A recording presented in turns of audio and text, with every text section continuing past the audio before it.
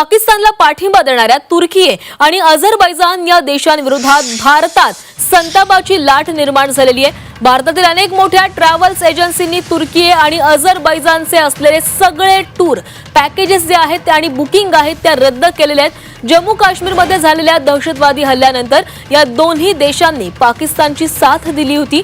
इतकंच नाही तर या दोन्ही देशांनी भारताला शांतता राखण्याचा सल्ला दिला आणि त्यामुळेच तुर्की आणि अझरबैजान विरोधात भारतीय ट्रॅव्हल्स एजन्सीमध्ये संतापाचं वातावरण आहे। दहशतवादाला समर्थन देणाऱ्या देशांना प्रमोट करू शकत नाही अशी भूमिका भारतीय पर्यटकांसह ट्रॅव्हल्स एजन्सींनी घेतली आहे।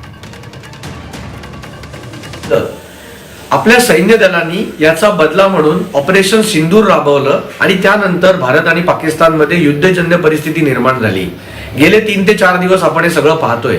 या काळामध्ये तुर्कस्तान म्हणजे टर्की आणि अझरबैजान या दोन राष्ट्रांनी पाकिस्तानला मदत केल्याचं आता सिद्ध होत आहे। पाकिस्तान जे ड्रोन वापरते ते त्यांना तुर्कस्तानने पाठवले असं आपल्याला पुढे येत आहे। हे दोन्ही जे देश आहेत टर्की आणि अझरबैजान हे सध्या पर्यटनाच्या दृष्टीने खूप महत्त्वाचे असे देश आहेत। बरेचसे कॉर्पोरेट्स या ठिकाणी सहलीला जाणं पसंत करतात, इव्हन वैयक्तिक लोक सुद्धा या ठिकाणी जातात। पण जर का आपण पर्यटन आणि देश म्हणजे जर का राष्ट्र या दोन गोष्टी बघितल्या तर सर्वप्रथम येतं ते म्हणजे राष्ट्र। राष्ट्र आहे म्हणून आपण आहोत। सो सर्व पर्यटन संस्थांनी असा निर्णय घेतलेला आहे की जोपर्यंत टर्की आणि अझरबैजान हे दोन देश पाकिस्तान बरोबर उभे आहेत तोपर्यंत आम्ही एकही पर्यटक या दोन देशांमध्ये पाठवणार नाही।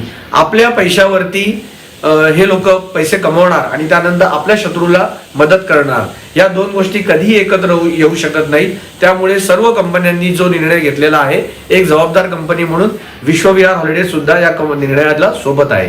धन्यवाद।